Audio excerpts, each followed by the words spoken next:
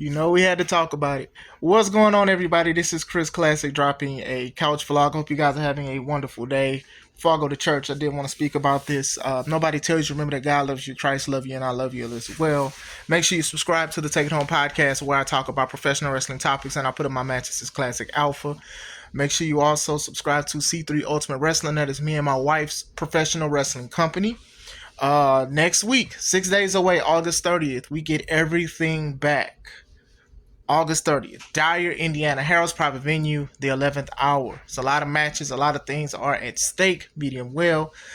That's my favorite way. Anyway, make sure you get your tickets on Eventbrite. They're $5 off, but there'll be $5 more at the door. So I wake up this morning and people are talking about Knock X Pro. I believe that's the name of the company. Please forgive me if I said it. Now, Knock X Pro is the promotion that Rikishi is behind. I do not know if he works with somebody or is partnered with somebody or whatever like that, but people are going to put Rikishi's name on it if it is his promotion. So last night via a stream, Raja Jackson, I'm looking at it now. I don't know if it's Raja or Raha, but I think it's Raja Jackson. That is the son of Quentin Rampage Jackson. If you guys know who he is a MMA legend. He is known for power bombing that guy and, just being very intense. Now, he has a lot of controversial things said, controversial things done, and did things that were very inappropriate to people, but a lot of people still love him as a character, larger than life and stuff like that. So that kind of goes into what I'm going to talk about.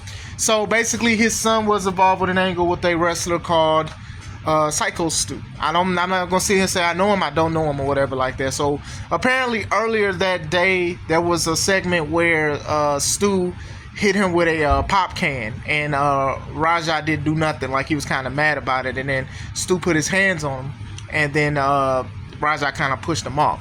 Now allegedly they're saying that the people told Raja that he was gonna get his lick back at the show. He said he was gonna get his lick back at the show, and boy, was it a lick. I'm probably gonna put the clip while I'm speaking. He got in the ring, he gave the guy a spine buster, sort of looked like what his dad did, and then he started wailing on him. And then he started wailing on him some more, and it was clearly that this man was out. This man was knocked out cold.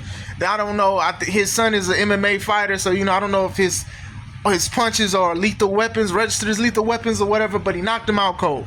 So a lot of wrestlers came out and they held him back. It looked like he was trying to fight somebody. It looked like a wrestler trying to fight him back. But majority of the people held him back. So this is something that shouldn't have happened. It's very frustrating, and this kind of goes into the point of nobody and everybody should not be going into the ring. I understand there are some athletes and stuff like that want to do it or think they can do it, and they think that they can just do it because of who they are and stuff like that. But some people do not respect the business. Now, Rampage Jackson, his father, has been in a couple matches and been involved in angles and TNA and certain things and all of that stuff, but not to a full capacity of wrestling. So obviously he was there because of his father. It wasn't there because of his MMA skills. I don't know his record, not looking it up neither. But still, his dad was there on commentary and stuff, and then he was even asking about the situation, how legit it was. This is a bad look on Rikishi and his wrestling company. And a lot of people are saying, oh, well, Rikishi wasn't there. It's still his company. It's still his company. Like, y'all got to understand, like, with bookers and stuff like that, you have to accept an account of accountability. You have to hold yourself accountable to certain things. I don't know if he made a statement or not, but still, I don't care if he was there, if he wasn't there. This was something that happened. Between the time that can situation happened, when he got hit with the can, and the stuff happened, somebody should have talked to him instead of just saying, oh, you could just do whatever, because that's what it looked like. It looked like. They said the guy's recovering and stuff like that. I mean, even Rampage Jackson had said something. This is what he's saying. I have it on my screen. On Twitter, this is what Rampage said about his son. I want to clear up the misinformation about my son Raja. I've been confirmed that the wrestler Stuart Smith is awake and stable. Raja was unexpectedly hit in the side of the head by him moments ago before Smith's match. Raja was told that he could get his payback in the ring. I thought he was a part of the show. It was bad judgment and a work that went wrong. Raja is an MMA fighter, not a pro wrestler, and I had no business involved in an event like this. I don't condone my son's actions at all. He suffered a concussion from sparring only days ago and had no business doing anything remotely close to physical combat. As a father, I'm deeply concerned with his health and the well-being of Mr. Smith. That being said, I'm very upset that any of this happened, but my main concern now is that Mr. Smith will make a speedy recovery. I apologize on his behalf and to kick for the situation. Look, I'm not going to sit here and say it's Rampage's fault that his son did it because his son is a grown man, right? I'm just going to be completely honest with that. I know a lot of people are going to be like, hey, what about Rampage? Hey, look, that's his son. And my thing is this: if his son has this, and I'll say this too, we're gonna be honest here. If his son had concussions days before and stuff like that, what was he doing in the wrestling ring?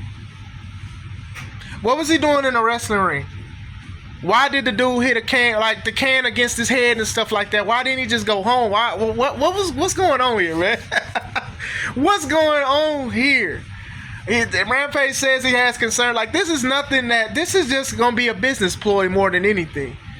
They're gonna, Rikishi and them, they could probably do some kind of angle with Raja wrestling and stuff like that. Raja can go home and he can post this and it can go viral, which it has, and he can talk about this stuff, and then people can say, oh well, wrestling is the F word, and look at this, an MMA fighter knocked out a wrestler who was like twice his size and stuff like that. This is nothing but business. This is gonna be business for the sake of Psycho Stu's part. Come on, man. A lot of people are saying lawsuits. A lot of people are saying this. Hey, it's a thin line with wrestling, man. It is a thin line with lawsuits with certain things, especially because it's so physical. It's a thin line. Could he have killed him? Of course. And like I said, I'm not saying it like with no remorse or whatever like that, because it was bad. I'm upset with a lot of stuff, right? I'm upset with the situation that happened. I'm upset between the time he got hit with the can and the time that situation happened. Seemed like nobody talked to him about nothing. I'm upset with some of the wrestlers who didn't probably like quickly defend the guy who was dang near about to die. I'm upset with most of them just trying to hold him back because they were scared that probably Rikishi or whatever wasn't going to book them anymore. I'm upset with a lot of stuff. And this is why I say the locker room needs to stay sacred. And I understand you don't have to be friends with people and all of that stuff, but somebody getting on somebody, you handle that kind of business. And I'm not condoning jumping or whatever like that, but you defend somebody. Now, what if this dude would have just died? Like, people think like people can't die from fighting. Like, people be so quick to throw hands and stuff like that. And you can die in the ring from just wrestling, right?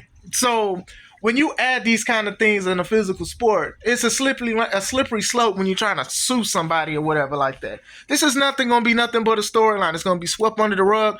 People are going to talk about this for a few days, probably a week or so, and then everybody's just going to go back to buying tickets to Rikishi's event and stuff like that. Which is funny because Rikishi is very vocal about everybody else's product and certain things, and hopefully he says something and makes a statement about this. Like, to me, this was unacceptable. Dude was only there because of his father. Like, we got to stop lying. Like, cool, I'm sure you can punch and choke people out and knock people out, clearly, apparently. But still, he was only there because of that. So I don't know if that was going to help with views or anything, or maybe dude just wanted to get in and wrestle. This is exactly why a lot of people don't need to go in the ring, though. This is exactly why.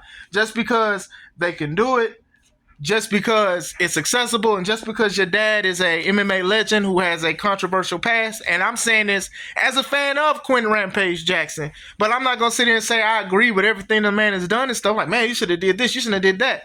So this helps nothing at all. This is unacceptable. Like I said, wrestling is way different back in the day. So when you hear people like, I'm not trying to sit here and say I agree with 100% what Undertaker was saying. When they said they used to have stuff back in the day, they used to defend the business, or wrestlers choking interviewers out and hitting them. And I'm not condoning violence. You guys know who I am. They were trying to protect the business. Could they have done it a better way? Sure. But this is one of the reasons why. It's one of the reasons why. And then the fact that they're saying that this man had a concussion, what if he would have messed himself up trying to lift him up and trying to do something like that? Better yet, what if somebody would have put hands on him in the back of his head while he had this concussion? Still, it's no excuse. I'm getting my homies message me. We talking about it. I posted about it. You cannot let everybody in the ring. This is a perfect example why. And like I said, it's the company's fault for allowing it to happen. It's Rikishi's fault. It's Raja. It's a whole bunch of stuff. Like I said, Rampage trying to put a cape over it. It does not work. You know, your son is grown, so he's gonna have grown consequences when it comes to these certain things. Everybody does not need to be in the ring, and I will say that this is unacceptable. Lawsuits will probably happen. They probably won't. Like I said, wrestling is a crazy thing when it comes to physical, and then also people going viral and stuff like that. Y'all want to support Stu? Pray for him and buy some of his merch if y'all really do care and stuff like that. Or y'all just upset about the fact that, um, somebody attacked him. But still, let me know what you guys think. Like, this is very unacceptable. It's very upsetting. But I hope you guys do have a wonderful day. This is Chris Classic. Let's take it home.